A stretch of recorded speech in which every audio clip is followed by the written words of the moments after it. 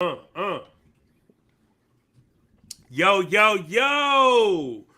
Welcome to Loop City. I am your host, Mike Skills. We are a group of five guys that love hoops, entertainment, and games. Today is three of us. We have Gonzo Star, Coach Matt Crinkling Bottles, and myself, Mike Skills. Today's show, we're recapping Game 3 of the Heat Celtics. We're discussing the NBA Draft Lottery results, plus the latest sneaker news.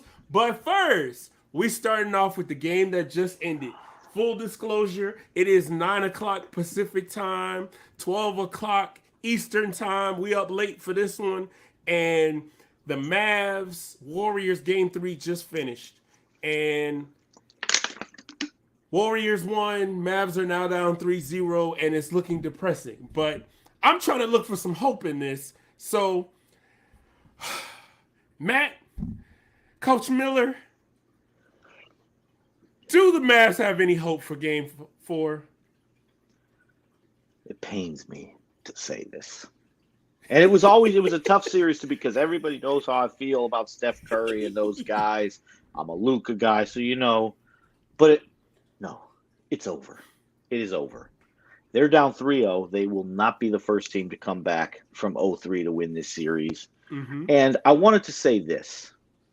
And something I'm seeing and I'm seeing it in the Discord on Twitter, with the conversation on this series going in. Oh, Luka's this, Luka's that, and then now all of a sudden he had, they're saying now he has no help. And I think that's unfair to Luka. It's unfair to the Mavericks. But at the same time, it's not like he has a second all-star. But I don't want to say, I'm not going to take it to where a lot of people, on the Mavericks Yeah, side of no, things. no, no, no excuses. Y'all didn't have a No, second no, All Star when y'all beat Phoenix. exactly. And I don't, and that's why I'm trying to say it's like, I know the Mavericks contingent wants to be like, well, we don't have this and that, and that's fine. But this is not the '07 Cavs. Mm-hmm. And I think, and I know we know how Gons feels about LeBron and that whole thing, and the '07 but this is not the '07 Cavs. You know what I mean? Like I get it. That Cavs team, you had and he was an all-star. You Mm-hmm. had his Gauskas, Big Z. but right, and you had you had Boobie Gibson from the three, and you had Eric Snow as the defender. Very Mm-hmm. similar style teams with this map, but I mean, now you've got Brunson, you've got Dorian Finney-Smith, you got Maxi Kleba, you got Powell, you got Dinwiddie off the bench. Like this, I mean, this is not a bad team. No, he doesn't have an all-star, and I think that's the biggest Mm-hmm. thing that bothers me. And it's unfair, I think, to the discourse in general, because I know we're going to see it. Yeah, obviously, I'm not speaking. I mean, this series speaks for itself. It's 3-0. They Mm-hmm. just completely just. But let me go to this to talk about what I've seen. And it started from game one. Is if we watch the Phoenix series between Phoenix and Dallas, Luka and the Mavericks were able to set the ball on the screen on the ball handler, which was Luka. He could get the mismatch he wanted. And if you notice how Steve Kerr was prepared for these things to happen, right? Because if you watched on the screen, Luka's the ball handler, the screen is set. So Curry's man comes to set the screen to get Luka switched on to Curry, right? What happens though? Curry kind of goes under the screen, drops a little bit. Mm-hmm. So he's able to go back to his man. And you know what I mean? So he couldn't get that mismatch. And then the one thing we saw it in the Houston series a few years ago with Golden State and Houston.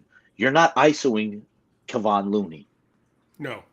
And they tried it. They did it, I think they did it 20, I want to say 20 times in game one. It didn't work out too well.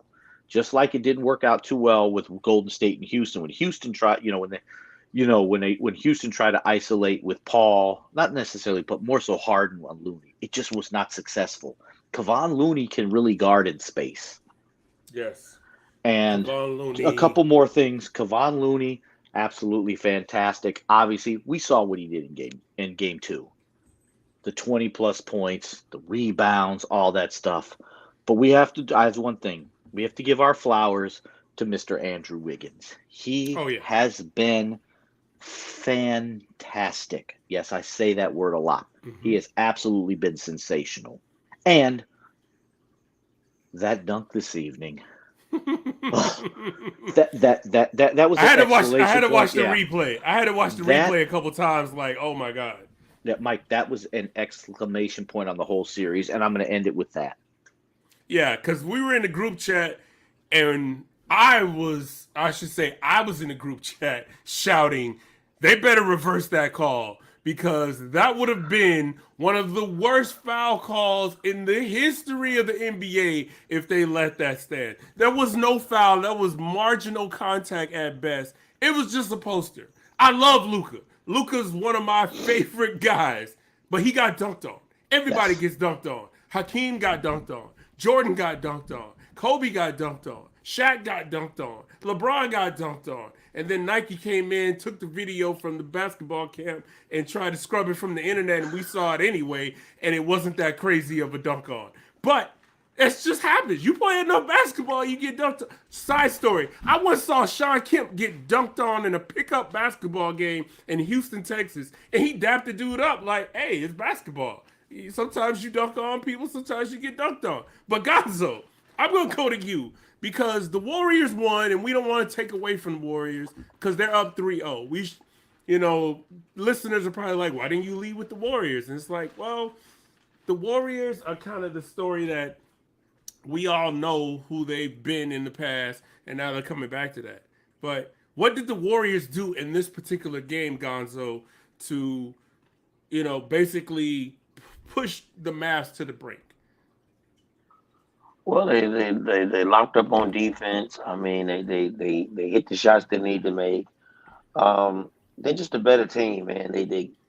They're better at playing team defense. Most of the team, especially with their veterans, they've been there before. Looney, Clay, Steph, Draymond, Iguodala. Iguodala might not even be playing, but the fact of the Yeah. matter that he's been there, it kind of helps him coach some of the young guys on the bench. But again, there's a lot of things I can take from this series as a whole. LeBron tweeted the other night about the moving screens the Golden State Warriors get away with so often. Nobody wants to talk about that. They've been getting away with these moving screens for the last 4 or 5 years, and I'm tired of this Golden State fan base. What irritates me the most, and the reason why I want to see them lose is not because of Clay, Steph, and Draymond, because I love them. I love their team. I love Steve Kerr, but I hate their fans. Their fans are complete idiots. They got Kevin Durant, and they talked about him so bad to the point that they wanted him out of town because they feel like he was taking Steph shine.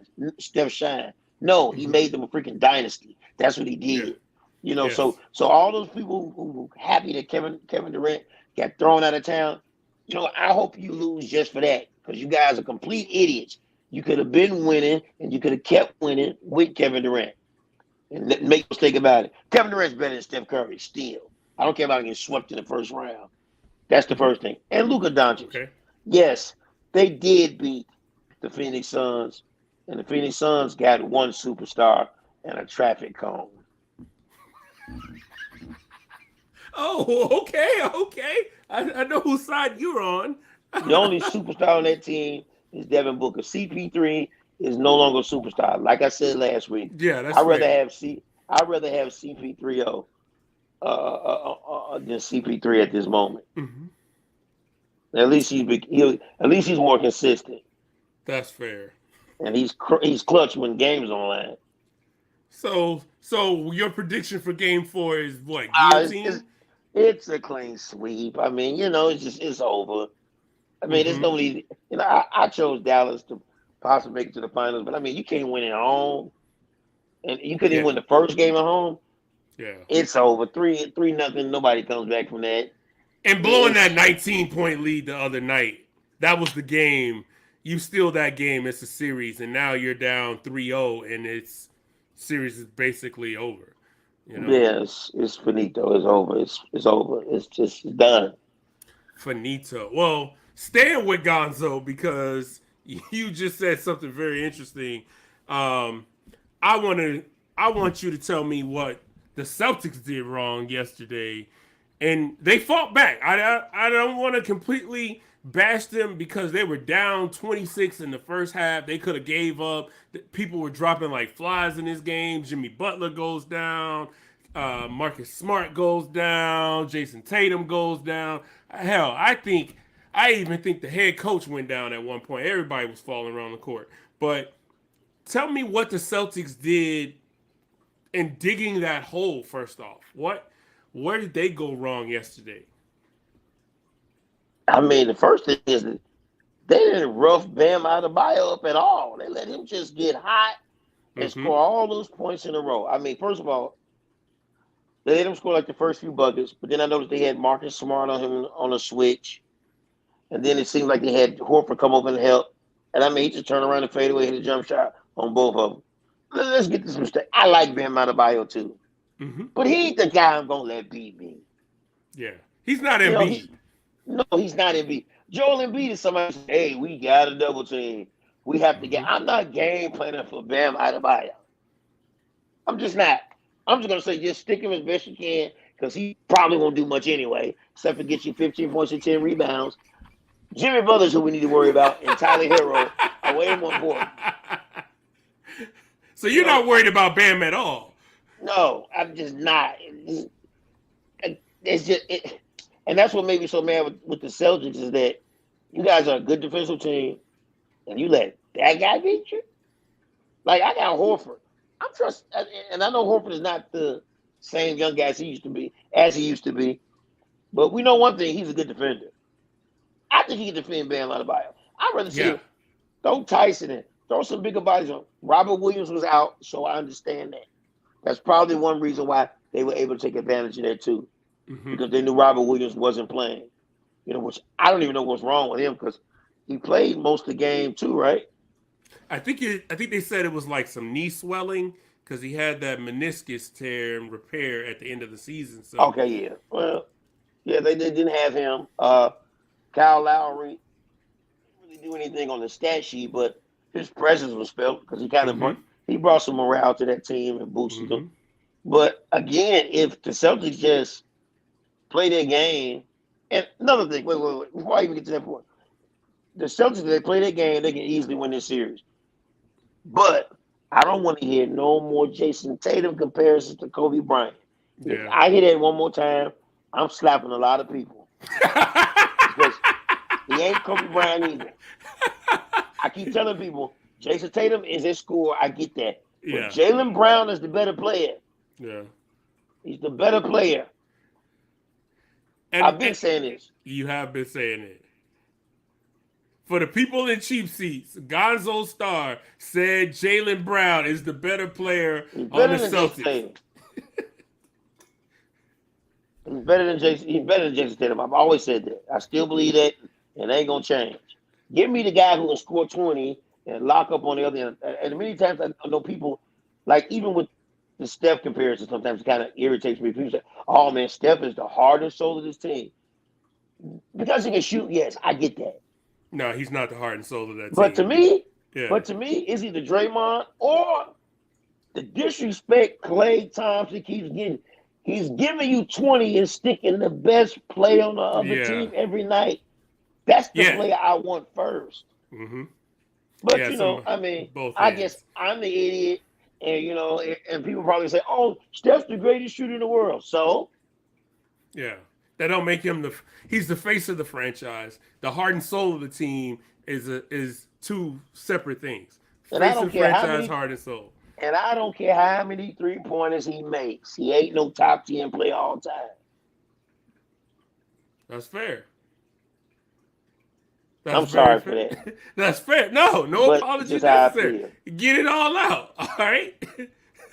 Top 10. Anything else you want to add to this therapy session? Man, go Celtics. Go Celtics. Please win the championship for the love of the fans and in the NBA. Please, we need the Celtics to win because we need somebody new, but also too, we need to show that the draft works. That getting young guys, putting young guys together and building a core group, picking up the right free agents to go along with these players, it is the right way to do it. Super teams ain't what's happening. Please win. You like Golden State, right? Yeah, Mm-hmm. exactly. Like I appreciate Golden State's run. I just don't like the fans that they talk so crazy all these years after Durant left. They want to say, Yeah. "Oh, forget Durant." Well, no. You, You actually need him. you know what You know, Warriors fans remind me of? They remind me of Dallas Cowboy fans now, but the only difference is the Cowboys haven't won anything in over 2 decades. The Warriors, they they won actually stuff win. 2, 3 years ago, and Yeah. people, yeah. So I get it, y'all. Y'all team is good. Y'all won some chips. Well, nobody's knocking that. Y'all got, I think y'all are tied for the second most chips in NBA history. Cool, but slow your roll. Y'all didn't make the playoffs for 2 years. Y'all back in the conference finals. Act like you've been here before, Mr. Miller. Yes, sir. Coach Miller. I'm gonna ask you what the Heat did. Well, actually, Gonzo pretty much covered it. He Yeah, I've basically got said something for this. they bam. But how was Kyle Lowry's appearance felt? But also, go ahead, go wax poetic. Okay, Wax. okay. I'm gonna go here because I think game 2 and 3 were almost identical. Just the reversals were flipped, right? Game Okay, I'm 2, following. Boston, they're cooking, they're doing what they want. Miami was struggling in the half court. Miami was consistently playing against the half court defense of the Boston Celtics. You can go to the receipts, go to my Twitter, and I responded to somebody about it was on this like the way they were playing. Miami's constantly going against Boston's half court defense. These are two of the best 3 defensive teams in basketball, right? Same thing in game 3. Boston was consistently going against Miami's half court defense, right? You got to get the ball moving side to side. You got to get the defense moving, and it just felt like, and I think even JJ Redick had mentioned it on his he did a live thing this morning talking about the game and what to expect from this evening's game, right? And he mentioned the same thing. It's like it was just one-on-one playing into coverage. And I felt that's what happened in game 2. Miami was consistently playing into coverage. You know what I mean? And you can't do that against these two teams. These are probably the 2 best half-court defensive teams in the league. And what you have to do, and here's the thing, Greg didn't mention it, it was the 19 steals, not turnovers, steals. There were other things that, Miami had 19 steals in game 3. That's If a you're lot Boston, of rips. I think it was the most steals. Well, not all rips, passing lane steals. Yeah. I think it's the most steals that have happened in a playoff game in the history of the league. I thought I saw that. I could be wrong. Anybody who's listening, comment section, whatever, correct me if I'm wrong. I'm just going off the top of the dome right now. And you cannot play basketball like that. You have to value the basketball, and that's not what happened with Boston last night. And we saw the theatrics with Marcus Smart and Jason Tatum. Were they hurt legitimately?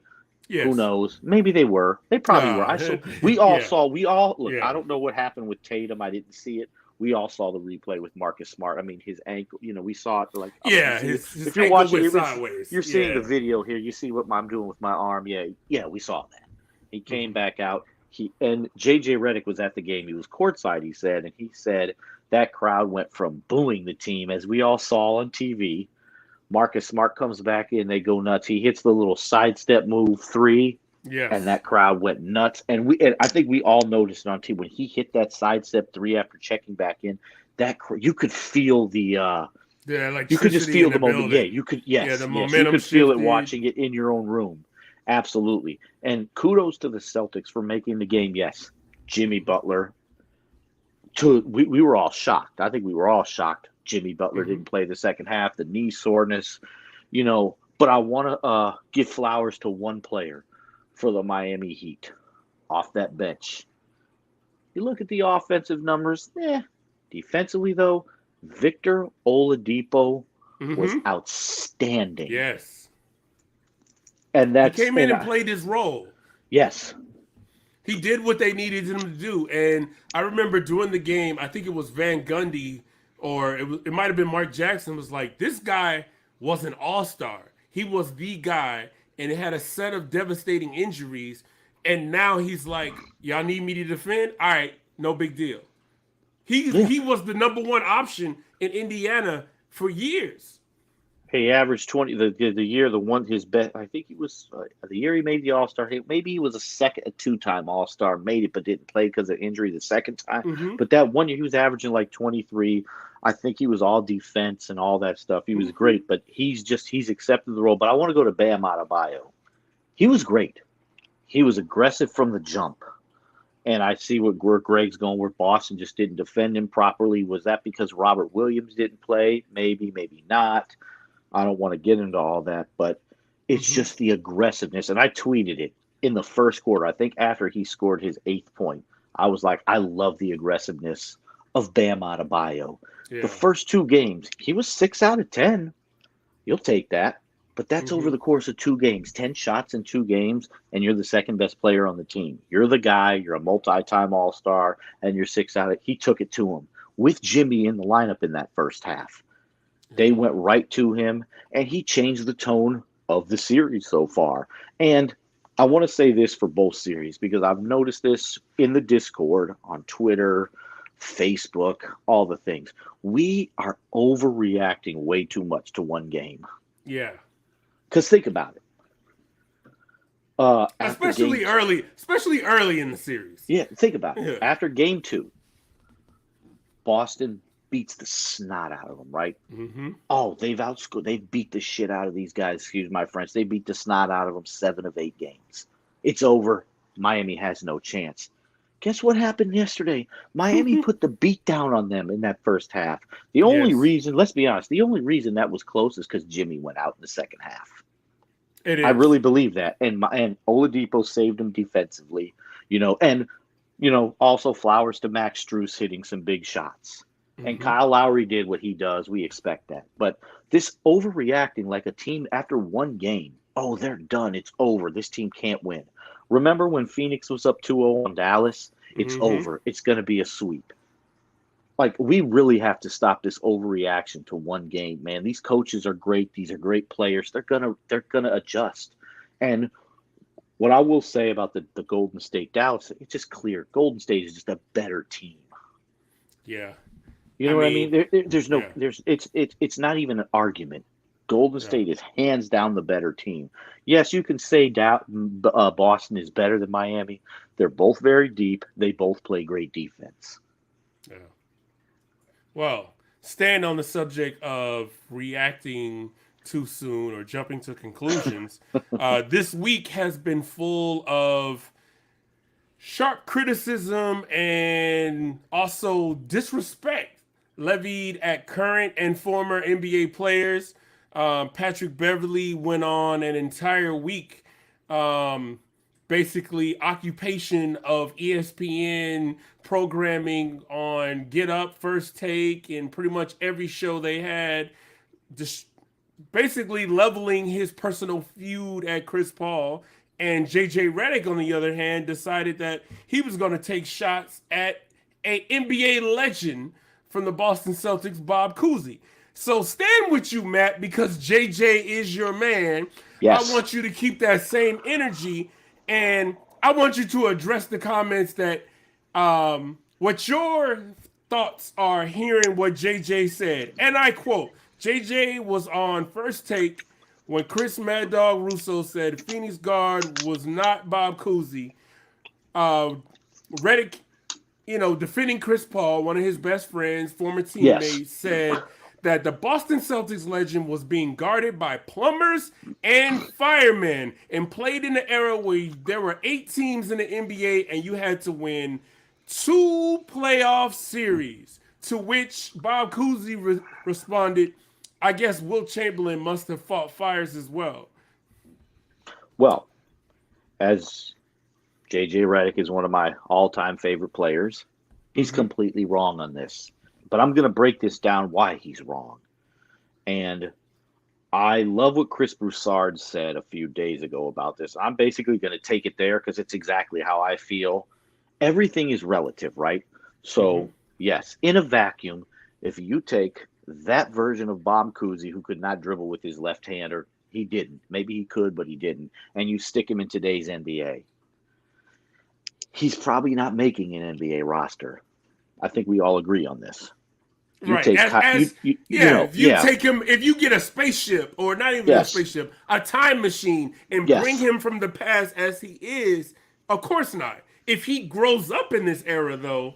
Yeah, I'm going there, Mike. That's where I'm going. Okay. Well, and I'm going to go back. So let's take, because Kyrie's the easy. Let's take Ja Morant. You take him in a vacuum, stick him as he is now when Cousy played. They're going to think Ja Morant's the greatest player of all time. Yeah, they're going to think he's an alien. Yes, but here's where I'm taking this. Now, give me Bob Cousy now, starting out as a young fellow, with the training, the diets that they have now, everything that, he's not going to be that Bob Cousy. Mm-hmm. And I believe what Chris Broussard said. At worst case scenario, you take a great player from that era, a superstar, they're going to be an all-star in this era. I totally agree.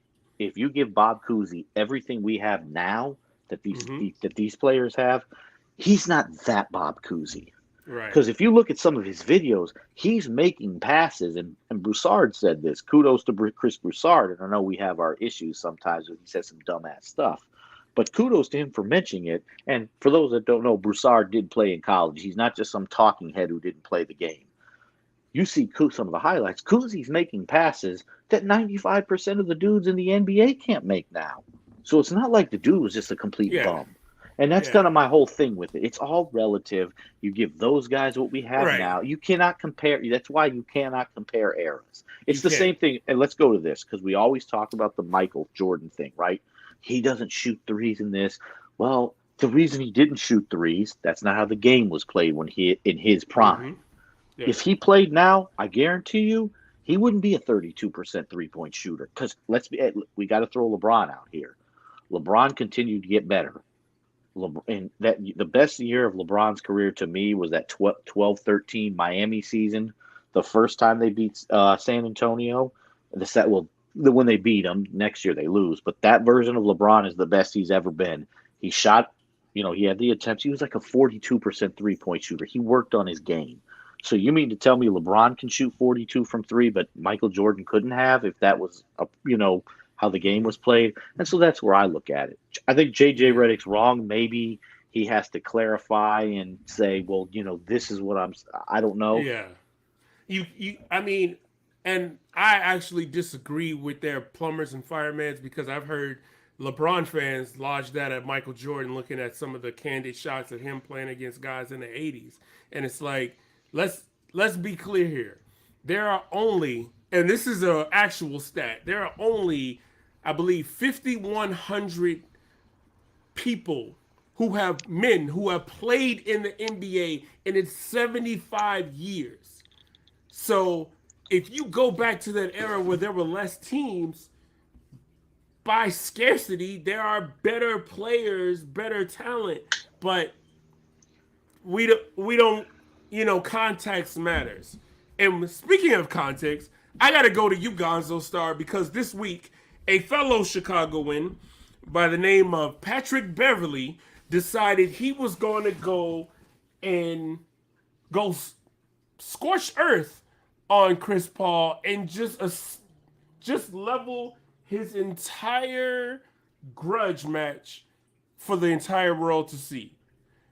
What did you think of Patrick Beverly's statements when he came out and was saying Chris Paul is overrated? If he gets all these calls, he gets all this stuff. What did you think of that? Well, they've always had a feud, so it doesn't surprise me that he would say that. But it's kind of some truth to a degree. We know Chris Paul is a Hall of Famer, but there's also some truth to what he's saying. Chris Paul ain't won nothing. He can put up all these numbers and guess what? In that game 7, he sucked. So is he speaking? He's more so speaking in the present as of right now. Mm-hmm. I don't think he really meant the totality of his career, because that will obviously be a lie. But I don't have a problem with it.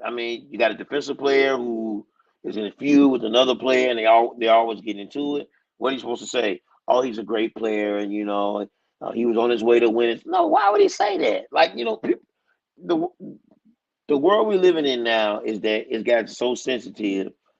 I can't even be mad or dislike a player anymore because the other NBA players start to get their feelings are like, oh, he's a Hall of Famer. You can't say that to him. Who wrote the rules and said that? I say what I want to say. I don't like this guy. And even to mention like JJ Redick. And see, this is what I'm talking about. People keep saying basketball players today have evolved. And I hate when they say the word evolve because it sounds like almost like you got a microorganism or something that grew into a plant or something. No, there's no evolving. Like Or hey, Greg, real quick, I don't mean to interrupt. I gotta say, or they like grew a third arm or a third leg, right? yes, they exactly. They say that like they're evolving to something to that degree. No, like perfect example. I can take John Morant and put him in 1955, 1960, and guess what? He wouldn't be like God. You know why? Because they wouldn't allow him to dunk. Because they didn't allow players to dunk. Mm-hmm. They wouldn't allow him to be dribbling between the legs because they didn't allow that in the 50s and the 60s. Right. Guess what? He wouldn't be shooting threes because there's no 3-point line. Yeah, didn't come Guess into what? the late 70s, early 80s. He would absolutely be getting beat up going down the middle of the lane because guess what? The paint was much more narrow then. Mm-hmm. So it allowed for more contact coming in the paint. If you're gonna discredit the older players, I at least say do this. If I got a Bob Cousy, or if I got a Bill Russell, or if I had a Bill Guerin or a Bob Pettit or a Hal Greer, or if I had these players, let's throw them in today and give them AAU. You know what? Let's bulk their bodies up. Let's bulk their bodies up and give them protein and creatine. I can take stuff to get bigger and bulkier. I can go get personal trainers to practice with me on my jump shot. Let me get the great hotel accommodations. Mm-hmm. Let me get those great shoes that we have now. Yeah, they were playing in Chuck Taylors. So to say that players back, they were guarding firemen and plumbers. Oh yeah, in today's game, we're pretty much just playing high-priced babies because you guys cry and complain about everything, but you get everything you ought to go your way. So man. It's not fair to disrespect the older groups, but you want to say, oh, how basketball has evolved. Players now are jumping much higher. Yeah, because now they have training, they have classes for plyometrics now. Yes. To deal with the jump aspect of jumping. But guess what? If you came up in the 50s and 60s, I don't care what plyometrics you took. Guess what? There will be no dunking because they didn't allow dunking. Mm-hmm. So you'd just be another tall guy making layups because they just didn't allow it. Guess what? You wouldn't be shooting 40-foot threes like Damian Lillard and Steph Curry because guess what? That'll just be a 40-foot tube. Yep. So to discredit, and that's why I say I'm speaking as a fan, but I'm starting to realize the NBA players of today, a lot of them are real idiots. They can hoop, but they're not real smart guys because they say stuff like this. Yeah. And I like JJ Redick. That's an idiot comment. Yeah, that is. But JJ let me down on that. I love his commentating, but that was dumb. That's dumb. It's Bob Cousy. That's Bob Cousy you talking about. Cousy. And at the end of the day, you can say what you want to him about him. And people say, oh, they only had 8 teams back then. But guess what? That talent was more evenly dispersed with 8 teams. If you go look at those teams, they had 3, 4, 5, 6 Hall of Famers on one team. Yes. So the competition was probably heavier. To be honest with you right now, the competition will be a lot better in the NBA if we got rid of teams like the Kings and put those players on somebody else's team. We can start relegating teams like they do in English Premier League. Let's bust up the Charlotte Hornets and disperse them on the other teams. So that's 28 teams now we have, right? Instead of 30. Watch how much the competition will get better. Greg just segued us into something very Yeah, nice. He Greg. did it perfect. Hey, good job. Greg did it Good job, perfectly because Gonzo. Good this job. is a perfect opportunity to introduce our first sponsor of the show, which is nobody. But we gonna go in here and talk about the NBA draft lottery results that happened this past week. And one of the teams that was vying for that number one draft pick was the Sacramento Kings, and they landed at number 4. But I heard they also got number 12. Did they also get the number 12 pick as well? So No, they, I don't think so. or It is was that okay? Oh, OKC Oklahoma got has 12. okay. Yeah, Yeah. they got 2 and 12. So the rundown is the Magic, Orlando Magic got the first draft pick for the 4th time in their franchise history, followed by the Thunder, the Rockets, Sacramento Kings, and then Detroit Pistons. So, Gonzo, of these 5 teams that you would like to relegate, which one do you think has the best chance of not messing up the draft this year? Well, I mean, Orlando, because they got the first pick, they Mm-hmm. can pick exactly who they want, Mm-hmm. and OKC. I'm gonna tell you something. My team I was looking for because Matt and them know this. Bulls have always been my favorite team, but I've always been a Hakeem fan. So I've Yeah. always had like a love for the Rockets. Now, the part that kind of angers me is this: who will the Rockets pick? Because I'm thinking at 3, they get somebody like Paulo Banchero. Mm-hmm. Are they going to trade him? Or are they going to keep him? Because they keep him, I think that's bad for Green, and I think that's bad for Porter Jr. Mm-hmm. But if you trade him, you can trade him. I'm just guessing. I don't know because I don't know the Yeah. draft situation. Trade him to Phoenix and give me Aiden. Give me Aiden. Interesting. Give me Aiden to play with Kevin Porter Jr. and Jalen Green. Give me that. You know, I mean, I don't know. I really don't know. I'm really angry about the Rockets failed to 3, Mm-hmm. unless they could trade up. I mean, Yeah. because I really would prefer Jabari Smith to play on Houston. Jabari with Jalen Green, huh? Yeah, and the Kings. Let's again. It don't matter who they pick. They might just blow that team up. Like they're never going. They probably won't reach a playoff for the next 20 years. They're never going to win a championship. Right now, they're wasting space in Sacramento. Yeah. Well, I mean, Send them back to the good news is they haven't made the playoffs in nearly 20 years already. So what's another 20? You know? Or send them back to Cincinnati, making the Royals again. Yeah. Send them to Kansas. You know, Kansas don't even want them. They like, we got Mahomes. We good. Hey, so that's my take on it. I'm really rooting for Houston, but Jabari Smith is probably going to go first pick. I mean, Orlando's so far from what I've been reading from a lot of the Bleacher Report and things like that. They're definitely going Jabari Smith. Okay. Coach Miller, who you got going number 1? I mean, I honestly still think it could be any of I think Chet is probably destined for Oklahoma City at 2. Okay. I could see Paolo going 1. I could see him going 3 to the Rockets. The one thing I disagree with what Gonzo said. If the Rockets were to keep Paolo Banchero, I think he'd be a fantastic fit for that team ultimately. But what I do agree with him, if Phoenix comes calling, says, "Hey, sign and trade. We'll give you DeAndre Ayton. You give us Paolo Banchero." I would probably do that. However, because they probably don't want the Suns don't want to pay DeAndre Jordan the money because we know how their owner is, Mr. Sarver. Yeah. He's a cheapskate, right? They've already paid CP. They've paid Booker. They've also paid Bridges, right? He's getting the $18 million, I think, a season. They're going to pay Cam Johnson next summer. So if I'm the Rockets, and I'm, I think, what's his name? Raphael Stone, I think is the GM, Mr. Stone.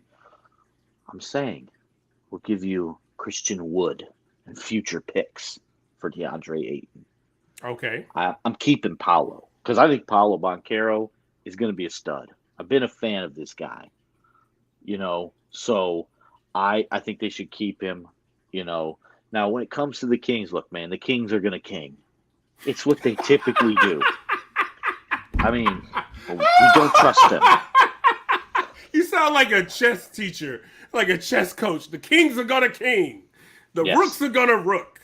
And I don't say it to be funny. We've seen the history of this franchise, especially since Vivek Ranadive has taken over.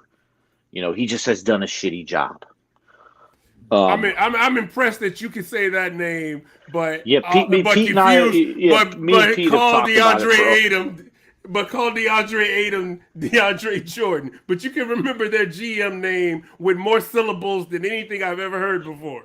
Did I say DeAndre Jordan? Yeah, it was an accident. My bad. But Yeah, when DeAndre, you my bad. But you made up for it by saying the GM's name because I didn't know his name. No, that's I did not the know GM. how to. No, Mike, that's the owner of the team. Oh, the owner. Sorry, I didn't know how to Yes. pronounce his name. Oh shoot, my bad. I didn't even. Yeah, DeAndre. My bad. You pronounced his name. It rolled right off the tongue. Yeah. Well, you know why? I mean, I got the Jordan thing here, so my fault.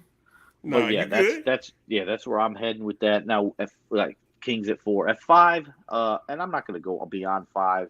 We have Detroit at 5, and I think there's many ways you can go here. I mean, you got the kid, you got Keegan Murray, you got the kid from Purdue, Jaden Ivey, you got Shaden Sharp out of Kentucky who never played a game because of just some. I forgot exactly what it was, but there's some different options there. So I think the Pistons are actually in good shape because if you're a team, and I think the Rockets are still in good shape too because you have Jalen Green and Detroit has Cade, so you got your franchise guys.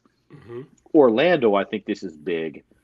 And I'll say it's big for OKC too because I don't know if Shai Gilgeous-Alexander is destined to stay there long term. I could see a scenario in which they move him, and I don't think he's a superstar either way. A star, all-star level guy, absolutely. I like Josh Giddey, but I think Chet Holmgren is the guy for them. Everything that they want to do, it just makes natural sense. I agree with you on Jabari Smith in Orlando, but I think Jabari Smith can fit either in the top 3, which is he's going to go. It doesn't matter what team he goes to of those 3. He's going to be fantastic. I mean, and obviously it's a crapshoot any year. Someone always ends up being a disappointment. And someone always ends up being the surprise or the steal or how did this guy go number 8? I just want to apologize to anybody who's listening, who ends up, whether it's stream, you listen to it on YouTube, watch it, whatever it may be. I want to humbly apologize for the DeAndre Jordan thing. That is just. I deserve to be fined and suspended for that. Nah, you don't deserve to be fined and suspended because you came through. It's like when you have a turnover and on the next possession. See, look, it just happened to me. On the next possession, you get a steal or like a timely stop. Like we're not gonna I went from DeAndre Jordan. Hey, I went from DeAndre Jordan to Vivek Ranadive, right? Well, neither player showed up in Game 7, so I mean, DeAndre Jordan, he was already eliminated. There was no Game 7. Yeah, but I can't believe I did that. That's my apologies to everybody. Well, now you can make up for it because this week's sneaker segment is going to be done by none other than Coach Miller. As you can see, we're down to 3 men today. We work in a skeleton crew. But guess what? We got the bones for this. So take it away, Mr. Miller. All right. So normally I'm going to do my best here. I'm just going to – this is mainly for those watching the video version of this episode. Normally, Rad will come in. He'll talk about some stuff. So I'm going to show you. So we have I have this box here. This is, if you can see it on the screen, the Air Jordan 36 Low. This is the first low top 36 to come out this year. This is the infrared color. And I'm going to show it. And, I don't have to talk about it much because Rad talked about the black and infrared. It's basically the same shoe, just a low top version. But I want to, difference is there's no 6 little things here with the 6 with the little with the little shroud type deal, but they did add the lace lock. You get the Jumpman on the tongue now, but basically midsole down and most of the upper all the same material. No, you still get the the little hole in the shoe to knock off some weight, as you can see. Maybe you can see me through the little thing there, you know. And not a it is a solid outsole. And if I'm going to put it to the screen, you can see the black and infrared speckles too, which I like that touch actually. Mm-hmm. I think that makes them pop. But I don't know. I got a question for you, Mike. Mm-hmm. Like, you see this on screen. Does this look orange to you, or like a reddish type deal? It looks like the you remember the Agassiz, the Air Tech Challenge? They kind of look like the lava red. Okay. Because I honestly, like, they look red to me when I show them on screen, but when I look in person, it's like an orangish red. Okay. So for those out there, if you see it, if you see this, you're thinking of getting a hooping shoe or just a shoe, because I think they work. I actually think the 36 mid and low works well casually. But if you're looking at a shoe and you're not quite sure on the color, it looks a little more red on the screen. If you're watching it, it is a little more orangey in person, like an orangish red, which is kind of what infrared is. It's not pink. It's not pink. Like, as we all know, Mike, speaking of sneakers, remember when they put the sixes out in 2014, the Infa Pinks? Yeah. You remember that? Yeah, it's not I pink. remember that. It's not Infa Pink. Okay. So, but that's my little sneaker. Yeah, that's my sneaker thing. I know I'm not as in tuned as Rad. I can't do it like him.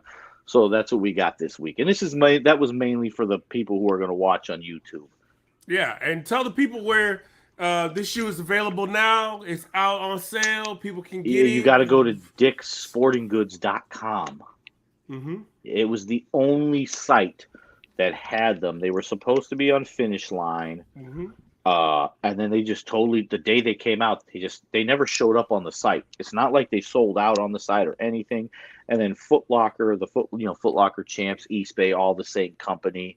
They had it on the calendar for men's and kids sizes, but for whatever reason, only the kids sizes ever became available. So if you're an adult and you want to get the low top Air Jordan 36 infrared, go to Dick's Sporting Goods. Shout out to Dick's.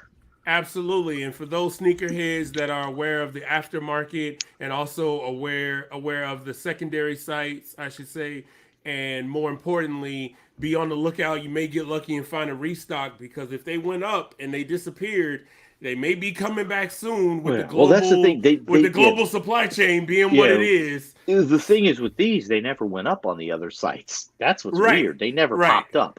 So be on the lookout, because they may just randomly show up. Yeah, they may randomly show up. They may get nicknamed the Bermuda Triangles or whatever. But with that being said, this concludes another episode of Loop City. Not Luke City, Loop City, Loop City, Loop City, Loop City, Loop City, Loop City. Had to say it 5 times to make sure I got it right. I am your host, Mike Skills. Special thanks to Gonzo Star, Coach Miller. Shout out to Pistol Pete Toll, Red Rim. And we are out. Be sure to like and subscribe. Follow us on YouTube. Follow us on Twitter. And be sure to share with your friends. Want to get the views up? We want to get the streams up. You like it? Send it to a friend. Tell them you like it. Tell them they should like it too. And we are out.